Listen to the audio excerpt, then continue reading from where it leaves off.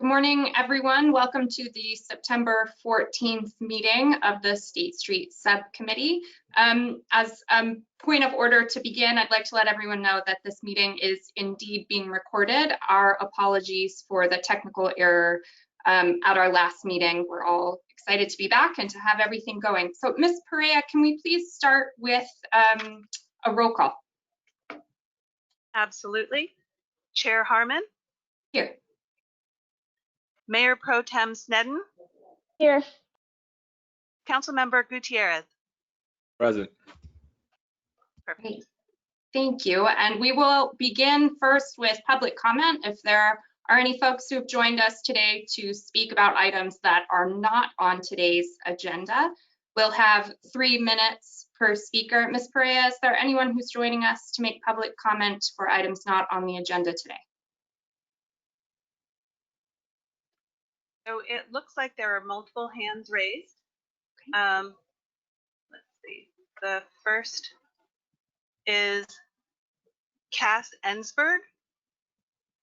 Great, thank you. And Ms. Ensberg, I believe we have the timer slide. If we can go ahead and get that up so folks know how much time they have. Great. And Ms. Ensberg, you're going to need to unmute yourself in order to speak. Please go ahead.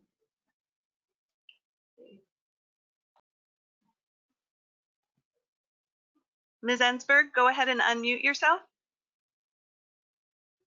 Okay, hi. There you go. Am I unmuted?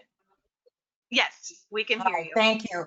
I hope I'm doing this at the right time. I didn't get a chance to really look at the agenda, but I did want to just say that I'm very happy to see that this group is meeting.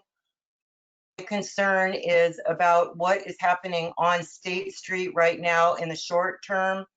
I feel that, it's since we closed State down or opened it, let's say, to the pedestrians, that it's just been a bit of a free-for-all, lacking guidance about where exactly everyone is supposed to be. Everybody's been so gleeful about having State Street and just enjoying it so much, but we do need guidance about just where exactly the restaurants should extend out to, and what happens with the street, what happens with the bikes, what happens with the pedestrians themselves. So I'm very concerned about this in the short term. I think you are all well aware of the work that the community is doing with the charrette in the downtown area, and that is more of a long-term work to gather all the various things and components that will be important to our downtown looking out 100 years. So, but there's a lot of information that's being generated and will be available soon to help guide this committee, if that is in fact the purpose of this committee, is to focus on to State Street in the near term and how we solve the issues that we're seeing at the moment. I really support the bicycles and the pedestrians and the restaurants all being there, but we need to find a way that is that works for everyone. One of the things I'll just share with the charrette that some people are thinking about is providing some kind of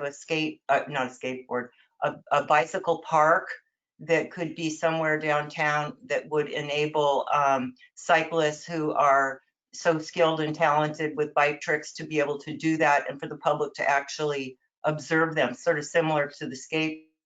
That is being discussed by many teams, or in the inclusion of bikes and pedestrians. So urging focus on this downtown as soon as possible to resolve some of these issues that we're seeing right now. And thank you very much. I appreciate it. And we're always available to help if that would be a good thing. Very much. Thank you, Ms. Ensberg. Next speaker, please, Ms. Perea. The next speaker is Edward France. Edward France, if you want to go ahead and unmute yourself. Great, thank you so much, Chair Harmon. Really appreciate the opportunity to make a comment. I formerly was with the Santa Barbara Bicycle Coalition, and I haven't spoken to City Council in that capacity. That's been almost a year now, but I am still on the Downtown Parking Committee and actually serve as vice chair there. And certainly have been very involved as a resident and is interested in State Street. I just want to say, I think this week is a really interesting week, and you probably will hear a lot about bikes on State Street, especially with bike share, which has been a priority for a few years and is currently held up, I think, in the whole kind of question of the promenade and State at Historic Landmarks Commission. I will say it's a little bit unfortunate that there has been a disjointed, I think specifically around bicycling, a disjointed effort between the current promenade and the past efforts, for example, with the State Street undercrossing and the other transportation improvements, bicycle master plan. State Street is the main thoroughfare for bicycles. And in our efforts to serve our downtown businesses, we effectively took away the bike lanes and did not replace any space for bicycles either on State Street or off that street. For example, on Chapala or Anacapa. It just doesn't exist. It's not feasible in a short term. So we did a great job addressing the needs of downtown businesses. We did a great job for pedestrians and for bringing life back into that space. But unfortunately, we took away space from folks and some of the issues that we faced as a result. For example, the kids doing wheelies. That's been happening for years. Those kids are talented and great. And we took away their space and then blamed them for causing a problem. We're in the middle of a pandemic where people are cloistered at home and we're, not being very compassionate to, high school age kids wanting to get out of their space and do something fun.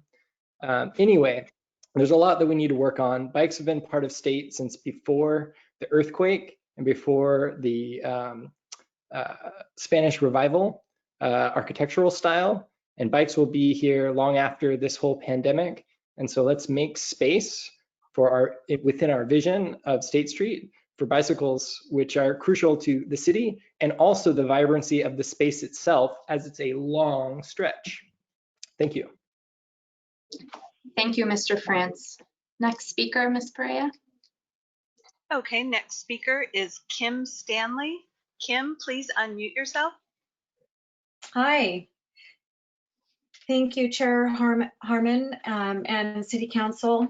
My name is Kim Stanley. I coordinate the Safe Routes to School program for COAST, the Coalition for Sustainable Transportation. And I just wanted to take this opportunity to say, opening up State Street to pedestrians and bicyclists is such a great opportunity to revitalize that space.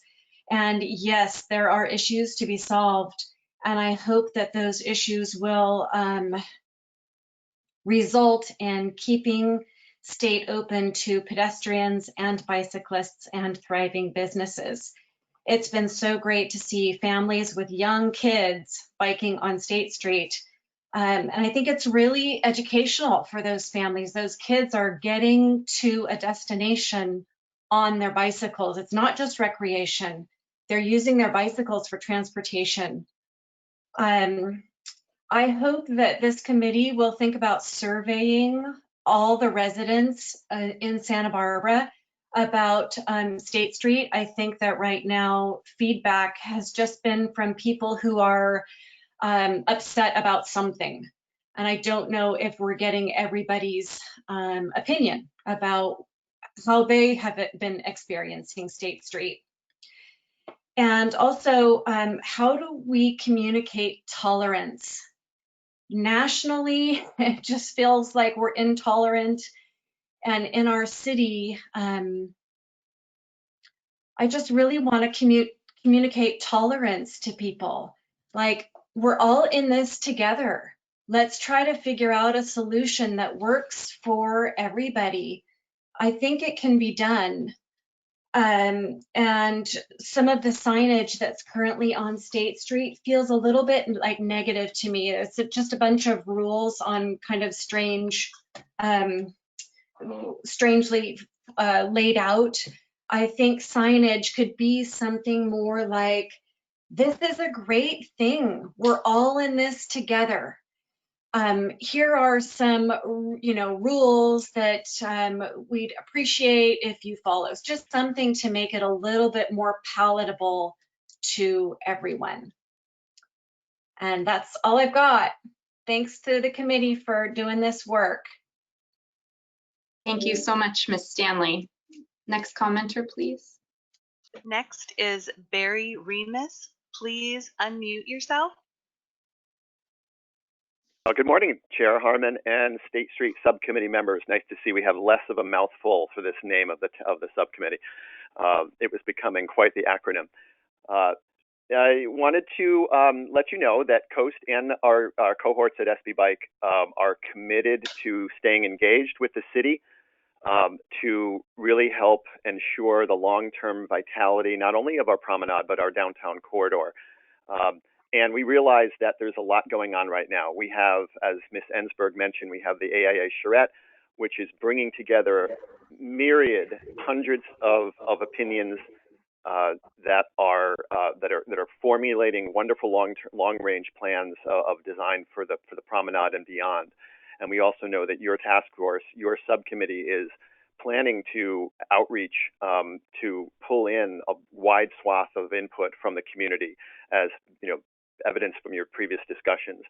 We also want to talk about is the here and now, and what we are seeing is that, and what we really hope we can do our best efforts to avoid, is that any subsets or members of our communities feel inadvertently excluded from the promenade, whether it be what some people are calling the privatization or the apparent privatization, where restaurants are encroaching too far into the public way, where some people may feel, oh, well, it's not for me anymore. Either I can't afford to eat here, or I've got people that are 1 foot away from me, and I want to be able to have more space. And also our youth bicyclists that, as Mr. France mentioned, the wheelie movement is not something that just started, and it even was pre-COVID, was occurring. It's a national movement, and kids are out there to have fun. However, they do need to respect the law, and we've got to find that balance. So whether it's a wheelie zone or a bike park that's located somewhere in the town, or near-term improved treatments on the street. I know that Mr. Dayton and the transportation team are currently investigating what can we do, what types of changes that can we make to be able to place bikes in a certain space and pedestrians that can respect that space as well. And we know that it's going to take time. We realize that any change is going to take time for people to just acclimate to. Another thing that from a personal standpoint that I see when I drive by at night is State Street is looking awfully dark. And I think some near-term lighting, whether it's festival string light, well, not festival, but festive string lights across the street in various areas to help it make it be more inviting and appear safer for people that are out at night would be a good thing to think about as well, too. So keep Coast and SB Bike involved. We really hope that this is going to become a win for the entire community to keep bikes and everybody on State Street, because we are all on State together. Thank you. Thank you, Mr. Remus. Any more speakers, please, Ms. Perea? There are no more hands raised to speak. Great, thank you very much. I'm so happy to see folks getting involved in this committee. This is great. Thank you very much for your comments. So now we will begin going through our agenda for today. I think I'll be turning it over to Mr. Harris to begin, I believe. Yes, good morning, Chair Harmon, committee members, subcommittee members. Our second item on the agenda today is for your review and approval of the minutes for the two special meetings we had, July 30th and August 19th meetings, until we established the regular meeting schedule that we are now on. I forwarded you all draft minutes. These are action minutes, just listing the items, the actions presented. If there was any comments or review to those.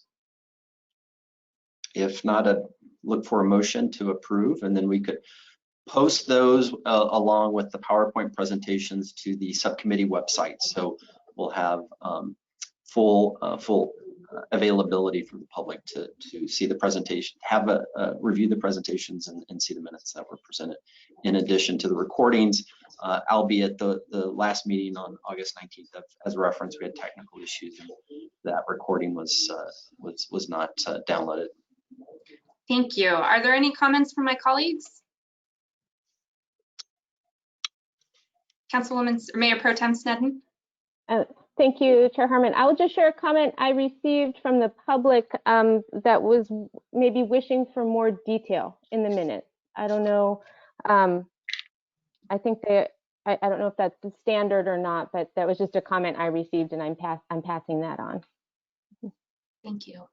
Mr. Gutierrez? I'd like to make a motion to approve the minutes. Thank you.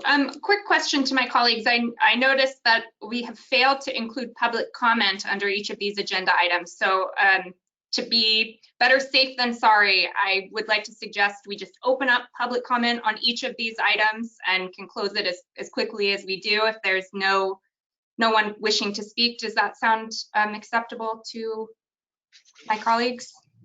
Yeah.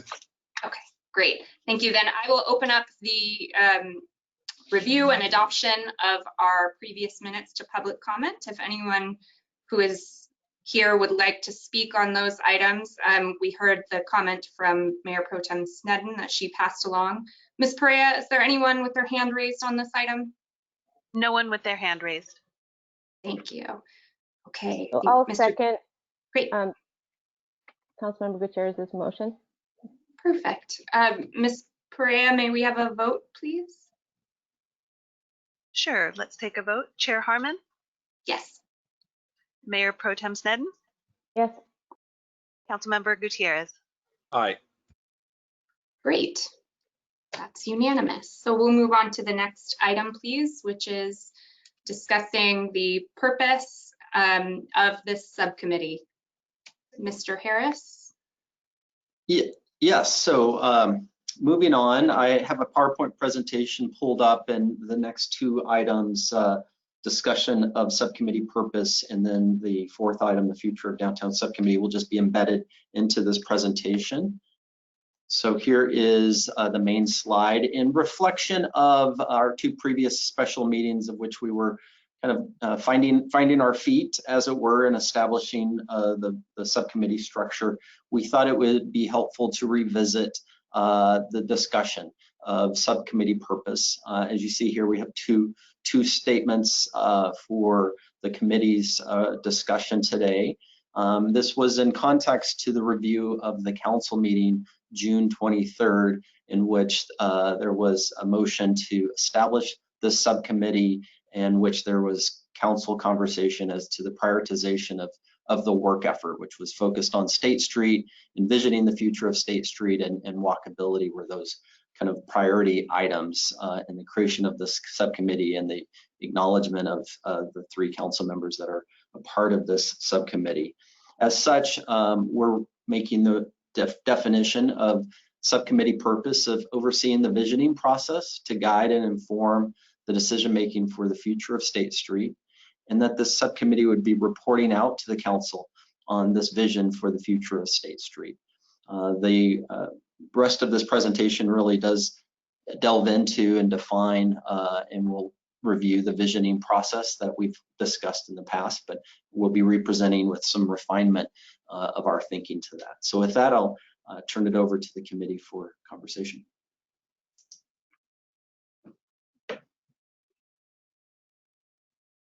Are there any questions from my colleagues at this point? Mayor Pro Tem?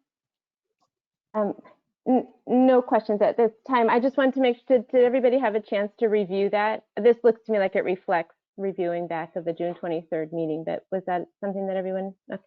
Thank you, that was my only question. Councilmember Gutierrez? Great. Thank you. I think we can continue then, Mr. Harris. Very well. So I will move forward on to the fourth item. This is listed as the future of downtown State Street, particularly outlining staff's direction to begin the visioning process for the future of State Street. So as such, and I have my colleagues Nina Johnson and Rob Dayton tracking along with us, and I believe City Administrator Paul Casey as well. The visioning process that we're envisioning really is a series of inputs and questions we'd like to gather from the community. And this is really kind of going from top down through kind of larger envisioning questions of, what are the experiences envisioned in a future State Street?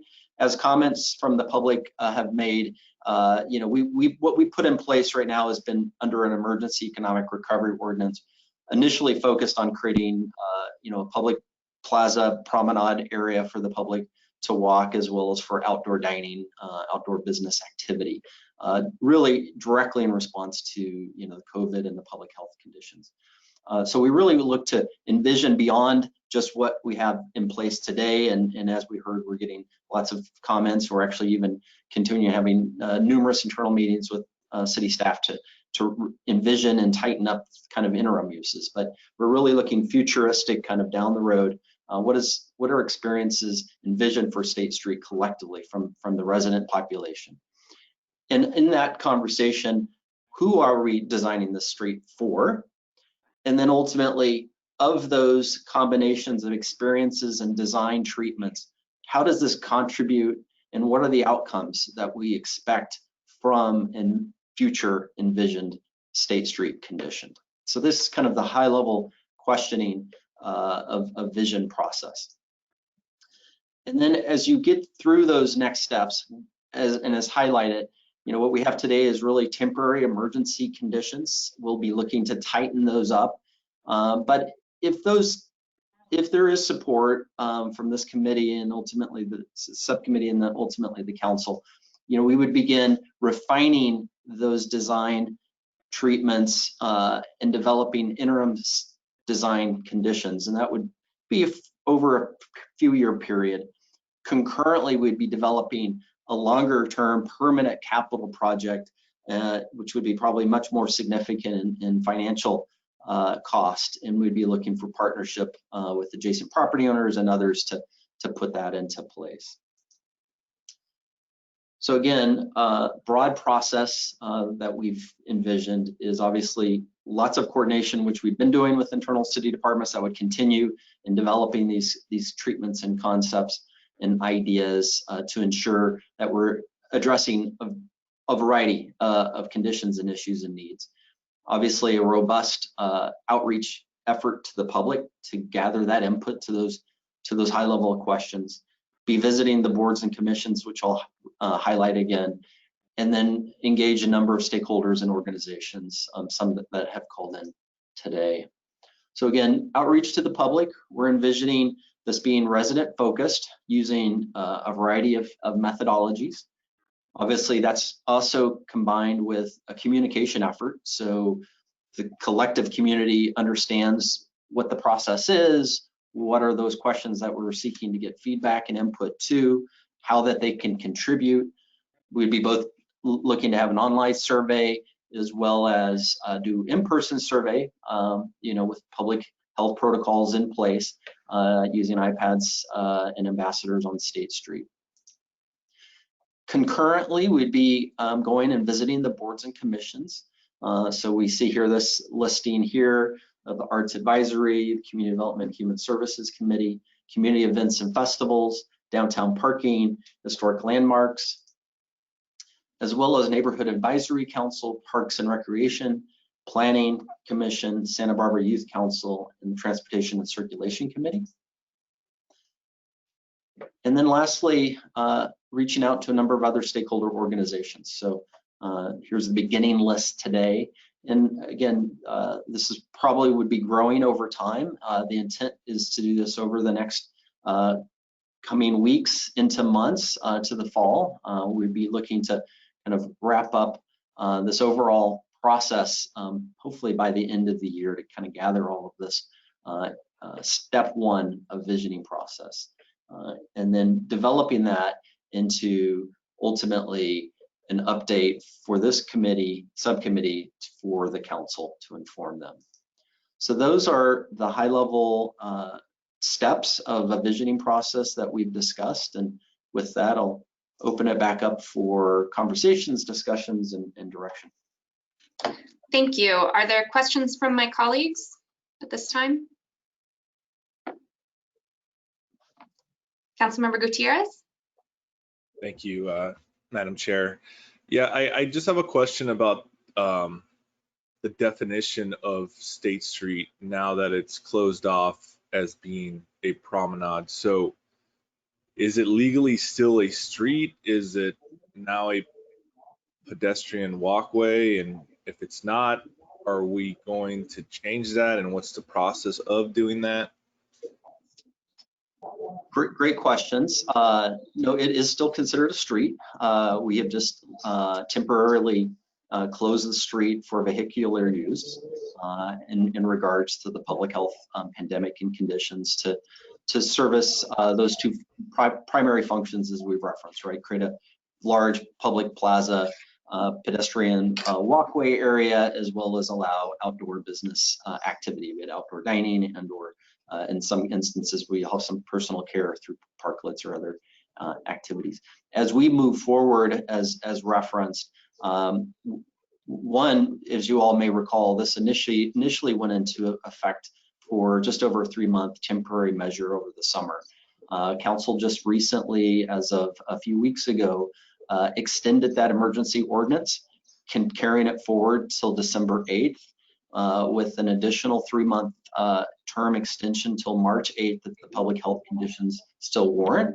So we have this period of time that we're now transitioning from temporary, which it still is temporary, but on a longer duration. And so we are in the process, in both responding to the public comments made. We're in the process. One, we have a number of guidelines available currently on the city's website that do provide directions to the businesses of how to establish these outdoor business areas, but we are updating and enhancing those, one, to address the winterized kind of conditions of address rain or colder weather, stormwater, storm flow conditions. But then we also had some excellent input to also start addressing some of the other public activities that are occurring on the street. So to roundabout answer your question, Councilmember Gutierrez, we have not made any formal determinations as to the condition of the street outside of it being a street.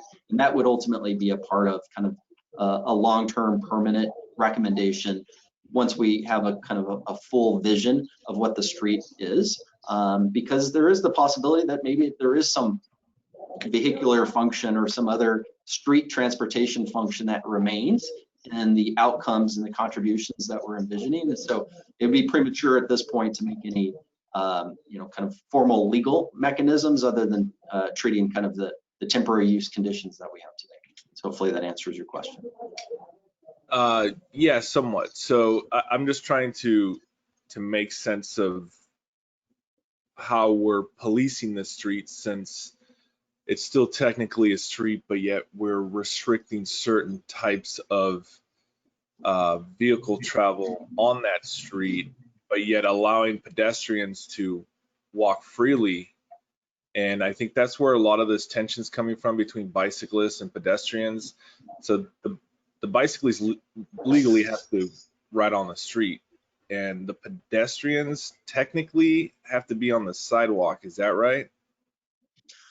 Well, I think you've defined the conundrum. We've created a pedestrian plaza space with the street closed, and we always envisioned that the street would be utilized by both bicyclists and pedestrians. And as such, I think the interesting question, I wouldn't necessarily pose it as a policing. I think this is, and I've had some really good public comment earlier, I think this is a combination of education and information coupled with what can the city look to employ on a kind of temporary / interim provision to put maybe a little more order or structure to really the free-flowing nature of how the street functions. Broadly, operationally, we have a 14-foot fire lane that runs through the center of the street.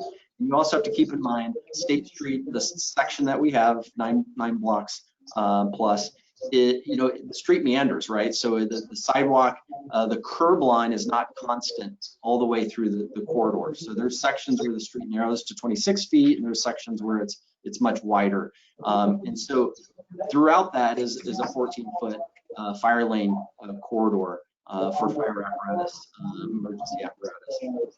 And so I think as we start to work forward from the temporary conditions, the starting to envision, how do we start to put some more, order and direction? I'm having a hard time hearing you, Mr. Harris. Is there audio going on behind you, or somebody's mic's on maybe? No, not on my end. There. Sounds like somebody has their speakers up too high or something. It sounds like it stopped. And maybe, I apologize, maybe it was me.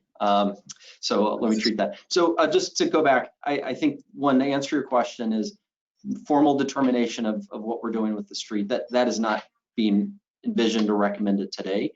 I think moving from temporary to better managing the street condition on an interim basis is really the action that we have forward, in coordination and in combination with your direction on initiation of some visioning process to start answering these longer term overarching questions to really envision long-term permanent conditions of how to address the future of State Street. Okay.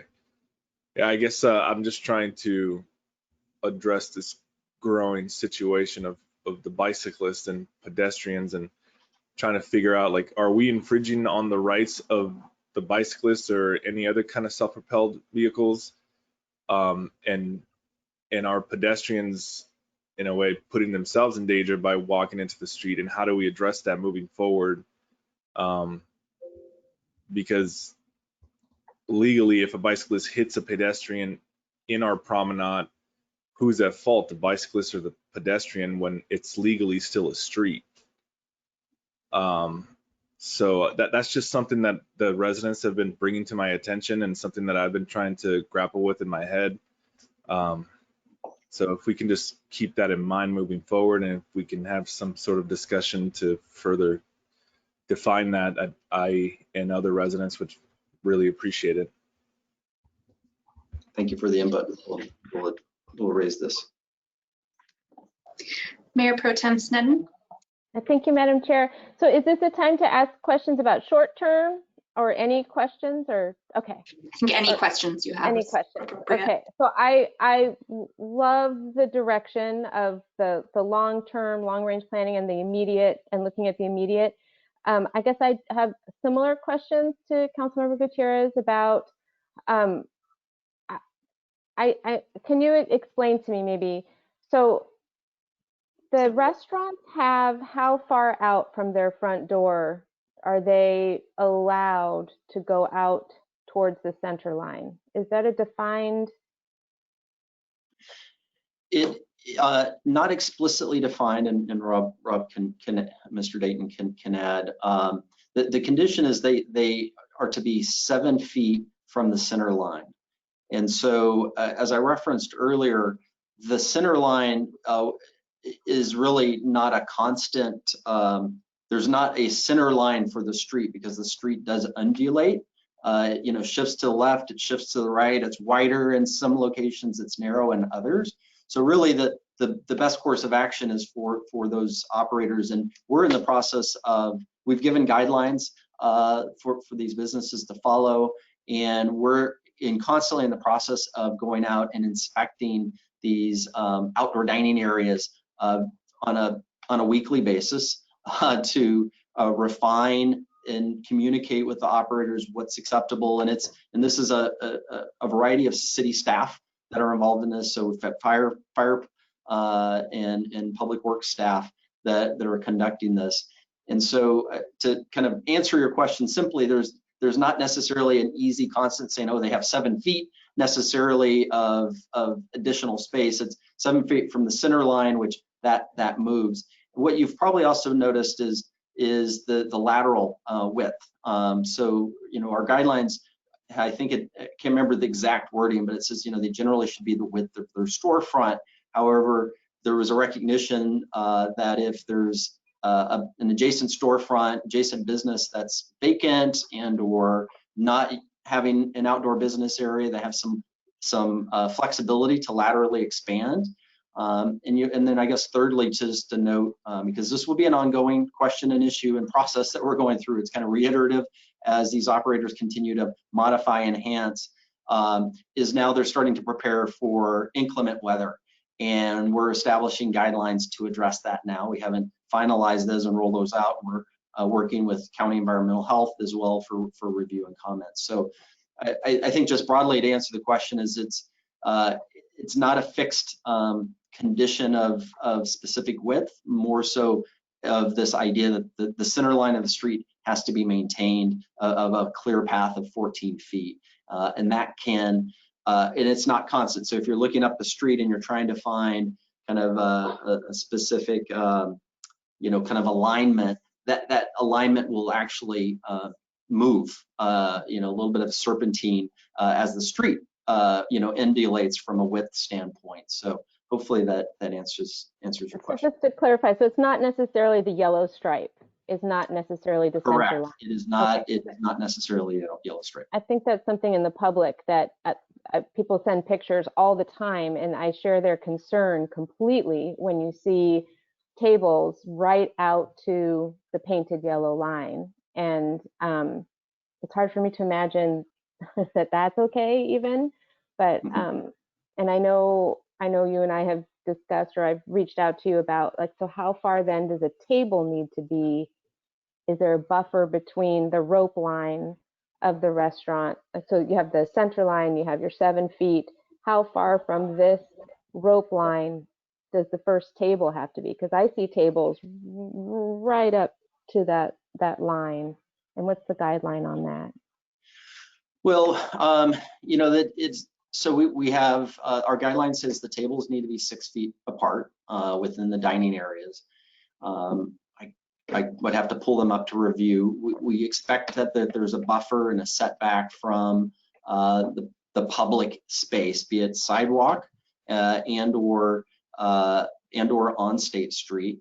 I don't believe we specifically call out a 6 foot buffer per se of requirement, but that there needs to be a buffer and we recommend that there is some form of barrier, at a minimum a rope or a stanchion. Obviously, we've all seen all the businesses take various degrees of establishing boundaries, as it were, both to keep the public from not walking through or into those dining areas, right? That the exclusive, set aside. But I don't believe there's a specific spacing distance from tables to public, and this is one of the other topics that we're continuing to discuss with county environmental health to review that.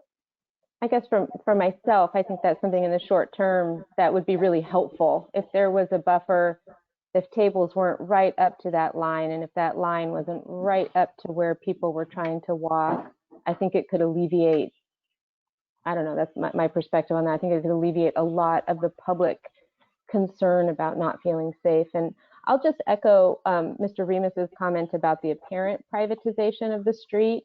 And I'm just wondering, is 14 feet across, if there truly is 14 feet, is that enough to create sort of a bike lane? Could there be room for a bike lane and pedestrians? Or what, if you're talking about the 14 feet, and maybe if not, maybe we need to make that 14 feet a little wider so that we can create a bike lane. Because that's been a street for cyclists all this time, and I'm imagining when we vision into the future that we're a bicycle town.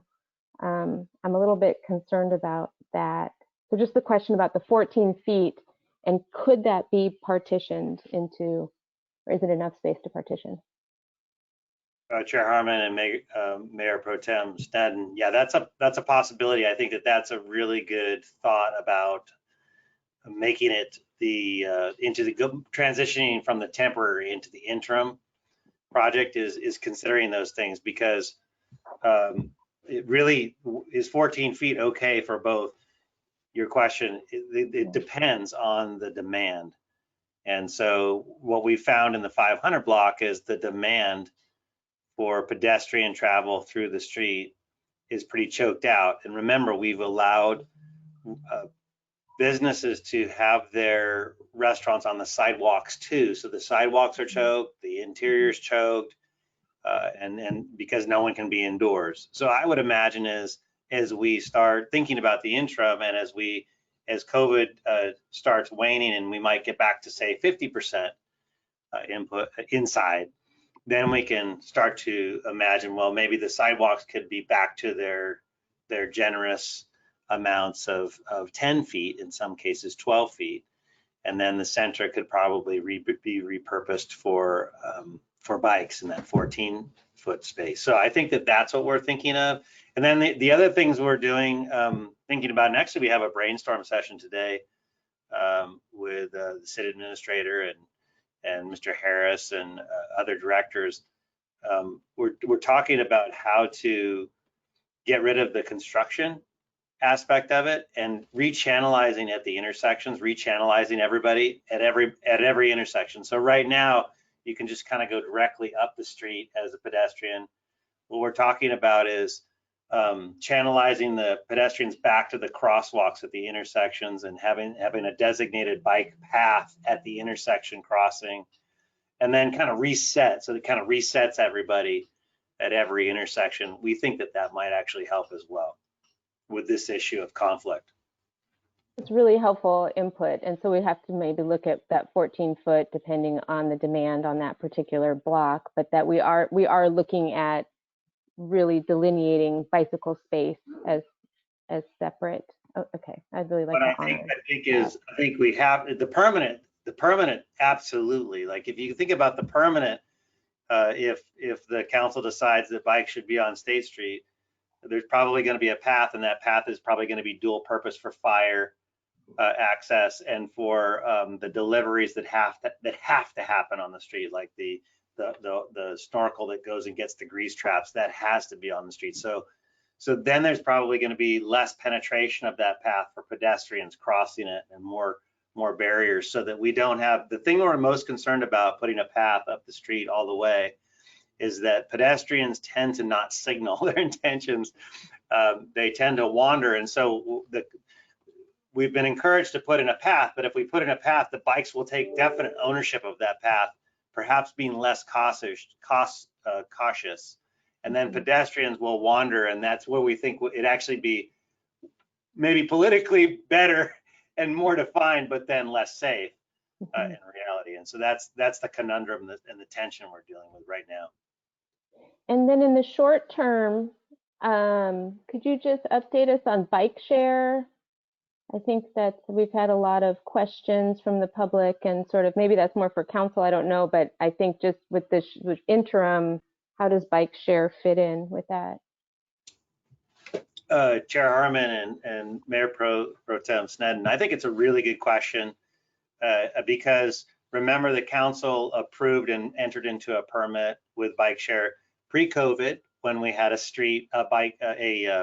State street that had bike lanes and vehicles, and so it's totally different.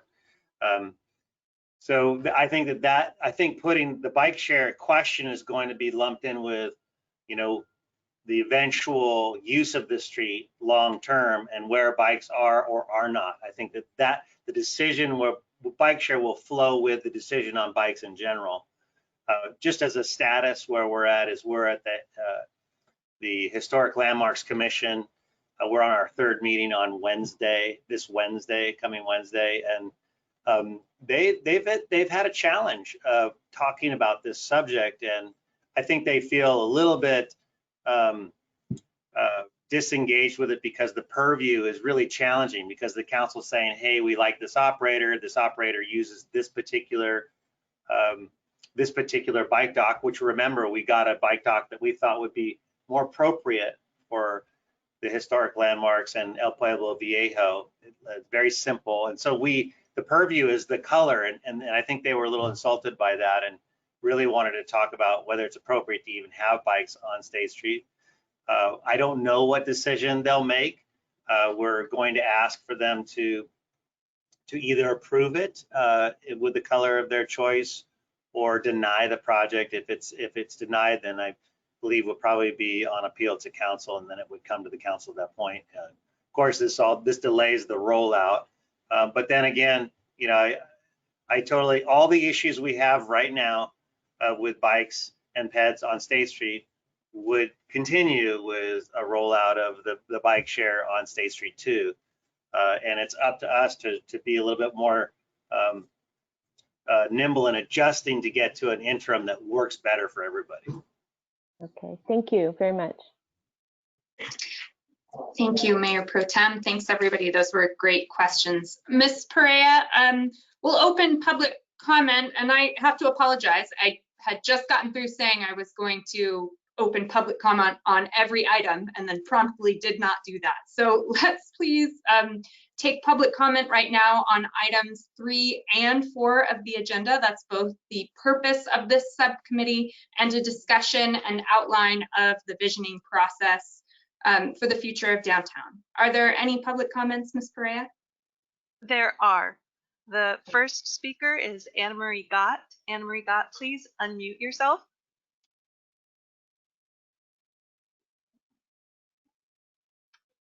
Ms. Scott, please unmute yourself.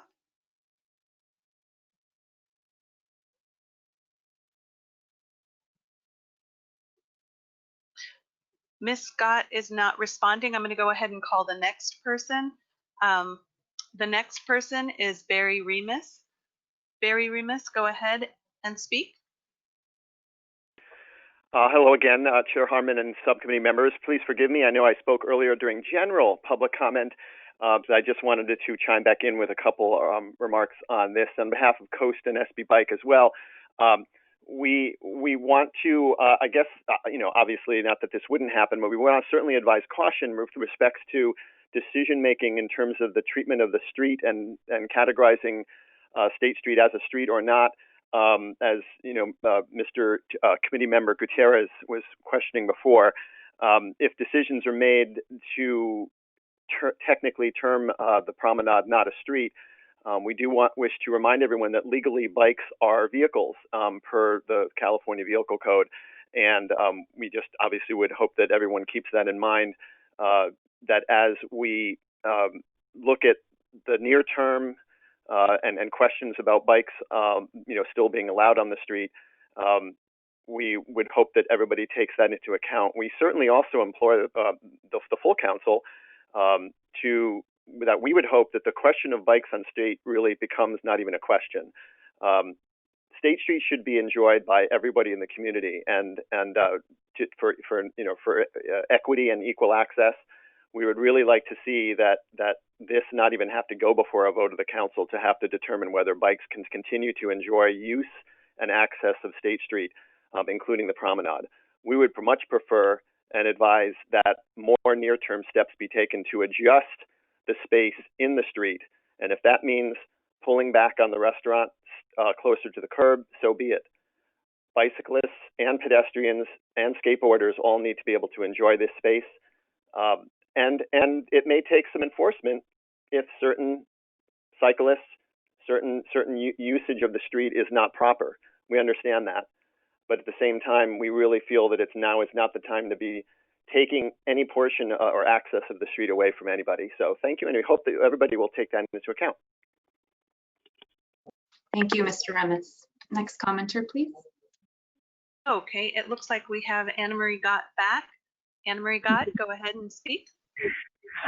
Good morning. I'm going to bring up just a few points. First point is that right now we're giving our our streets to private businesses to operate with zero compensation. We had this discussion over a year ago with regards to outdoor dining, and you chose at that time to value our city property at $0. I just want to make sure that moving forward, that we will be valuing the property on a square footage basis at 1/2 the cost of whatever the businesses pay for their leased space on State Street. It is not fair for residents, especially in a time of that we have right now, to give away public streets for private operations for their own benefit. It's not for the benefit of residents.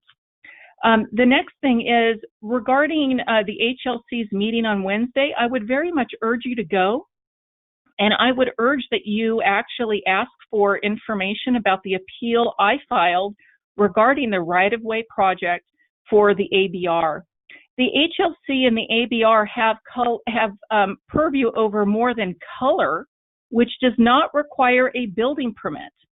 They have to approve anything that's going to get a building permit, and staff could easily approve something for color. So I really do believe that this project needs a coastal development permit because there are slabs being built. There is possibly picnic tables, benches being removed, and there are free public bike stands right now being permanently removed and being replaced by paid bike stands for this particular project. We have no tally of exactly what is being removed, and we have no idea of where these public and free bike stands are now going to be placed, because they are being replaced right now by the right-of-way project for this particular operator. Finally, we shouldn't be making any decision by December. We have thousands of people who access State Street on a regular basis, but not right now during COVID, and they don't have computers. And there is no information here that tells us how we're going to get any feedback from any of those individuals, let alone individuals that don't speak English. We seem to be hitting one particular population, and we are completely ignoring the rest of our population that may have problems with internet, or even being, on State Street right now where they could actually participate in a survey. Thank you. Thank you, Ms. Scott. Any more speakers, Ms. Perea? Yes, there are two more speakers, Richard Clausen and Patricia Saley. We're going to start with Richard Clausen. Please unmute yourself.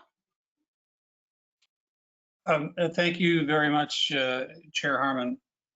I apologize for not attending at the beginning of the meeting, and so you may have already addressed this, but it has been brought up at other virtual meetings of committees. Did you announce how many public viewers are in attendance at this meeting? Sometimes it's very interesting for the rest of us to know how many people are in the audience, and we can obviously do that at a real meeting. I apologize again if that's already been done. I would encourage the organizer to put up the time screen for public comments, so that we can all see how much longer or how little longer we have for public comments for our 2 minutes. But finally, in the meat of my comment is that I would pose to Mr. Dayton, or perhaps to the city attorney's office, what are the options for the city to modify the bike share contract due to the unforeseen circumstances of the COVID epidemic? I think that the legalese call that force majeure, that there are reasons beyond both parties' control where a contract could be modified. And I don't think it's necessarily reasonable for us to assume that a contract signed before COVID beset us is one that we are bound to now that we're in the midst of it. Thank you. Thank you, Mr. Clausen. We do have the timer up on the screen. After this meeting, I will confirm that folks are indeed able to see it. Hopefully you can see the screen that's being shared there. Thank you for that comment. And we have another public commenter, Ms. Perea. Yes, Patricia Saley, go ahead and unmute yourself. Thank you. Good morning, just barely here. I live downtown and use State Street a lot, and I'd like to make 2 points. First, in terms of the bike pedestrian conflicts now and in the future, I am one of those people walking on State Street. A couple of Sundays ago, it was not crowded at all, and I was hit by a bicyclist from behind. Fortunately, I wasn't hurt, but if that were a little kid, I would have been knocked over. Once we figure out the bike pedestrian separation, I'm really not sure education is going to be sufficient. I think we need some gentle enforcement, if that's not too much of an oxymoron. There have to be some consequences because it's pretty wild right now. The second point I'd like to make is I'm a big proponent of public outreach, and if I understood correctly, your staff is recommending an online survey, presumably self-selected, who participates in that, and then the red-shirted ambassadors asking people their opinions. And I feel like both of those are preaching to the choir. And what we really should do, my suggestion, is reach out to city residents who don't come downtown, including Spanish-speaking residents. And we need to find out why they don't come downtown. You know, yes, it's COVID, but State Street's been closed for a few months now. And what would attract them downtown? What would need to change? We need a little bit of science in here in terms of talking to people who don't use the resource, not just those who currently do. Thank you very much for the opportunity to speak. Thank you, Ms. Saley. Ms. Perea, confirming there is no one else who's raised their hand in the interim? No, there is no further public comment. Great, thank you. Public comment is now closed, and I will put it to my colleagues to discuss. Mayor Pro Tem Sneddon, you want to begin? Oh, sure, thank you. I was just having that on for public comment, but then that's good. Sorry. I think, no, thank you. I mean, I will just say, I think we do, this is exactly the purpose, I think, of this committee that I think is so valuable, is to look at what we're doing in the short term and how that's sort of setting the tone and direction for the longer term. And things like this bicycle, we need to get this settled, I think. I just, hearing that Pat Saley was hit by a bicycle, and that's not the only story. People do, you know, write to us saying that they're having a safety conflict. And I know, you know, we're Vision Zero and we don't want that. And we have to address that, I think, sooner rather than later.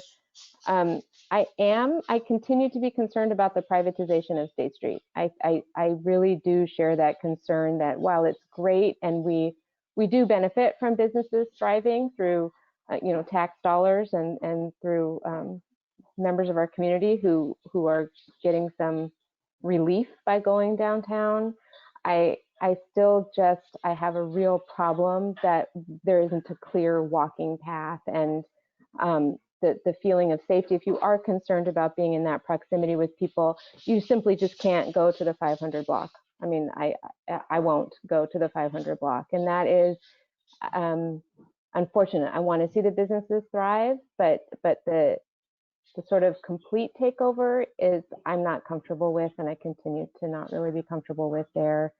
And our cyclists, I think, need a place, a clear pathway to cycle. So I would say in the near term that those things need to be addressed. I also really would like there to be an actual expectation of buffer between where the tables are, not going right up to the rope line. I mean, it's just, in some places you can just so easily observe it's impossible to walk past. And I can't imagine why people who are eating want someone walking that close to them without a mask on. It just, the whole juxtaposition of that seems, it was, when it was urgency and we were doing that, but if this is going to keep going, I'm just not comfortable with continuing to kind of not address that. So that buffer between the tables and the rope line, the true 14 feet in the center of the street, and then really looking at how soon we can get a bike lane delineated or whatever it is. I don't presume to know what the fix for that is. Our transportation people are so adept at this. But I would think that their efforts on that, I would like to see that stepped up, the effort to be prioritized on that, so that we don't have something serious happening with an accident there. And just it really does need to be accessible for all. I mean, I think we're through the sort of real emergency part there now that we're moving into long term. Some of these allowances and incentives and things that we've put in place, it might be, I think it is time to sort of taper those back and really look at State Street and who is using it. And then I loved Pat Daly's idea about reaching out to the people who don't come to State Street. And that's been for a while now. There are, whole groups of people, residents in Santa Barbara, who are not coming to State Street. And I think that is a really important part of that survey questioning. Like, we really want it to be for everyone. And what would it do to have that be more inviting while we're looking at that? So I guess those are my comments at this point. And I'm really appreciative of the sort of redirection of the wording of the purpose of this committee, and the direction and the laying out of the near term and the intermediate and the long term is very helpful to me. I know I've struggled with that, and I really thank you for your patience on that, and thank you for addressing it. Thank you. Councilmember Gutierrez. Thank you, Madam Chair. Yes, I just want to thank everyone for being able to have the discussion about the situation with the bicyclists and pedestrians. I feel like having a designated bike lane down the center of the street is completely doable when you look at what our community's already done and doing. We have a bike lane on Cabrillo along the beach, and you can go to UCSB and you can see how the bike lane's there and how the tens of thousands of students are able to navigate every day. Tens of thousands of bicyclists going to and fro. So it's already happening in our community. I just feel like we need to bring it downtown essentially and make it safer for everyone, because there's only a matter of time before more people get hurt, and it's only a matter of time before the city starts getting blamed for it, not just individuals. And then we're really going to have an issue when it comes to, who are we really serving? Are we serving the people? Are we serving businesses? And yeah, I would like to avoid that as much as possible. So if we could come up with plans on how we can address that, I'd really appreciate it. And yeah, I want to thank everyone. Thank you very much. Well, I agree with so much of what my colleagues said, and I just have a quick thought that I would love to get your feedback on, maybe a thumbs up or thumbs down. But in an effort to really try to keep track of what are the interim fixes and then the maybe medium and longer term visioning process and stakeholder outreach, perhaps we can include in our agendas a regular standing item for every meeting that's an interim update, where we can get updated and make comments related to some of these really urgent current issues. That sounds good. Okay, Councilmember Gutierrez, does that sound like it would be helpful? Great. All right, so we will add that as a regular item. I think for me, it would certainly help me to keep straight in my own mind, what we're talking about and the efforts that we're undertaking as a committee. I share both of my colleagues' appreciation for the direction that this is moving in. I think it has been so important to really get clear on what it is that we're going to be doing, and I'm really excited about this. I have just a couple of comments. First, on the survey, really excited that we're going to be undertaking that. Of course, assume that it will be translated into Spanish. This is incredibly important, and as Mayor Pro Tem Sneddon indicated, and I think it was Ms. Saley, for us to think creatively about how to reach people, just occurred to me that we may include it in a water bill or something along those lines. I really would like us to be as creative as we can and get as much feedback through that survey as possible. My last comment, and this may have been on the slide, we moved a little bit quickly, so I may have missed it. I think it's important for us to reach out in the stakeholder communications to MTD. This conversation has been a lot about transportation and circulation, and I think it's important that we think holistically as we move forward developing a vision to present to the full council in connection with the future of downtown. So that's it from me. To our staff members, Mr. Harris, are you in need of a vote from us today? I don't think so, but I want to confirm. We can't hear you, Mr. Harris. Thank you.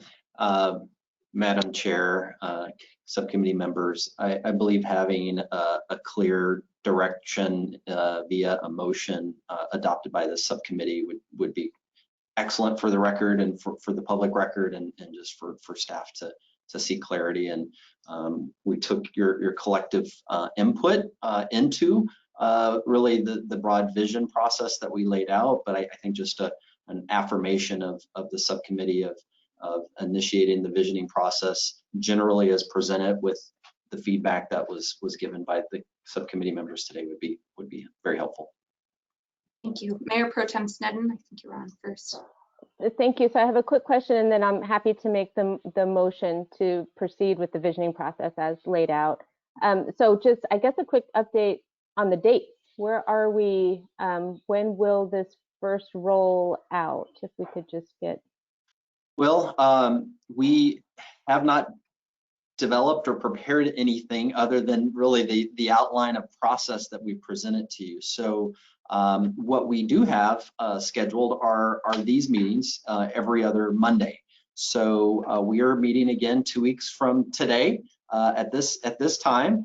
Excellent suggestion offered today is having a regular standing item on interim. I don't know how best to describe it, but interim condition update. So that will be a standing kind of briefing item to continue to gather feedback and input. And then we could also be scheduling a regular update on visioning and outreach process, of which we can be giving you regular updates. So I think from here forward, we'd obviously begin working on a survey and approach, and then obviously starting to schedule and identify calendaring dates for the stakeholder organizations. The boards and commissions have regular scheduled meetings, so we'd start positioning once we have those materials prepared, and also want to put some forethought into the methodology, right? To give these materials in advance to these standing bodies and organizations, so when staff comes forward to present, they've already had the materials in hand. So at this point, we'll begin that working process, and I would look to commit to you today, 2 weeks from today, when we meet again, to have a more firm schedule of process and update to report on. And then going forward, we could also be presenting additional topics or items for consideration because once we're out in process update, obviously we can give you updates, but they may not necessarily be substantive discussion items. If there's other topics, for instance, we envision the AIA effort, the charrette effort, as you all are aware of at some point maybe having a subcommittee meeting specifically to hear that presentation and see some of those design concepts specifically on State Street. They're evaluating visioning a lot of downtown form scenario. So roundabout way to respond to your question. Excellent. Thank you so much. And I don't want to rush the process at all. It's so important. And I really appreciate the extra time that was taken to set the definition of this. And I'm just very, very grateful and very happy to we move forward with the process as laid out. Thank you.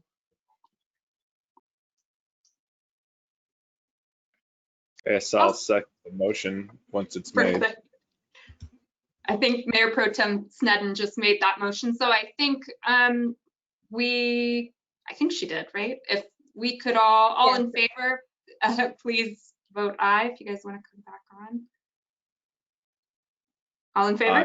Aye. Aye. Any opposed? Great, that passes unanimously. Thank you all. I'm still learning the ropes of how to do these votes. So I really appreciate that. And I think with that, we can close the meeting. Our next meeting of the State Street Subcommittee will be 2 weeks from today, same time, same place. Thanks, everybody. Meeting adjourned.